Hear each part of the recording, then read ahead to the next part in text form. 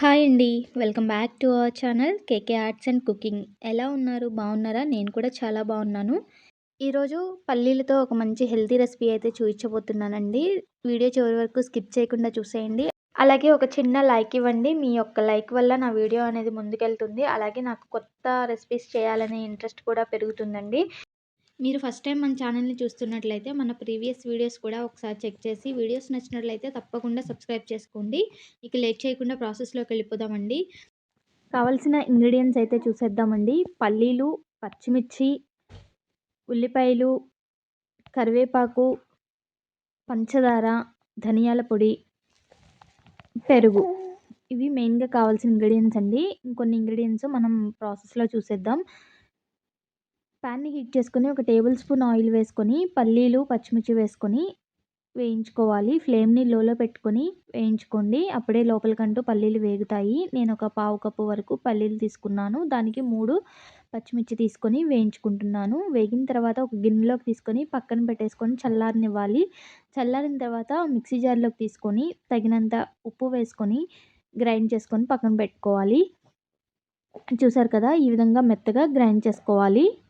ఈ పల్లీల పొడిని పక్కన ఉంచేసుకోండి. ఇప్పుడు పల్లీలు వేయించుకున్న ప్యాన్లోనే మరొక టేబుల్ స్పూన్ వరకు ఆయిల్ వేసుకొని పోపు దినుసులు యాడ్ చేసుకోవాలి. ఆవాలు, జీలకర్ర, అలాగే కొద్దిగా పచ్చిశనగపప్పు వేసుకొని ఆవాలు చిటపటలాడేంత వరకు వేయించుకోండి. ఇప్పుడు దీనిలో సన్నగా పొడవుగా కట్ చేసుకున్న ఉల్లిపాయలు వేసుకొని వేయించుకోవాలి. చిటికెడ పసుపు కూడా వేసుకొని వేయించుకోండి. ఉల్లిపాయలు కొద్దిగా ట్రాన్స్పరెంట్గా అయ్యేంత వరకు వేగితే సరిపోతాయి. దీనిలోనే ఒక 2 రెమ్మలు కరివేపాకు వేసుకొని వేయించుకోవాలి. ఈ పోపంతా వేగిన తర్వాత ఒక అర టీ స్పూన్ ధనియాల పొడి వేసుకోవాలి. ఏదో టేస్ట్కి కొద్దిగా వేసామా వేయలేదా అన్నట్టు కొద్దిగా పంచదారని వేసుకోండి. టేస్ట్ చాలా బాగుంటుంది. ఇప్పుడు ఈ పోపంతా ఒక 2 నిమిషాలు వేయించుకుని స్టవ్ ఆఫ్ చేసేయండి. ఇది పెరుగు ఒక అరకప్పు వరకు పెరుగు తీసుకున్నానండి. ఈ పెరుగుని బాగా చిలికి తీసుకోవాలి. అంటే ఉండలేమీ లేకుండా, గడ్డగా లేకుండా క్రీమీ కన్సిస్టెన్సీ లాగా తీసేసుకొని వేసేసుకోవాలి. అలాగే మనం ముందుగా గ్రైండ్ చేసి పెట్టుకున్న పల్లీలు, పచ్చిమిర్చి, అలాగే ఉప్పు వేసి గ్రైండ్ చేసుకున్నాం కదా, ఆ మిశ్రమాన్ని కూడా వేసేసుకొని మొత్తం బాగా కలిసేలాగా కలిపేసుకోవాలి. మీకు ఉప్పు సరిపోలేదు అనుకుంటే చూసి వేసుకోవచ్చండి. నాకైతే పర్ఫెక్ట్గా సరిపోయింది. అంతేనండి, పల్లి పెరుగు చట్నీ అయితే రెడీ అయిపోయింది. రైస్లోకి అద్భుతంగా ఉంటుంది.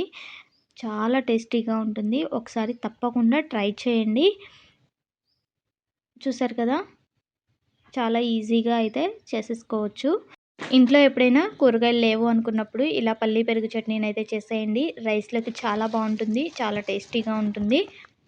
నేనైతే కూరగాయలు ఉన్నా కానీ అప్పుడప్పుడు చేస్తూ ఉంటానండి. చాలా బాగుంటుంది, చాలా టేస్టీగా ఉంటుంది. ఒకసారి తింటే మళ్ళీ మళ్ళీ తినాలనిపిస్తుంది. తప్పకుండా ట్రై చేయండి.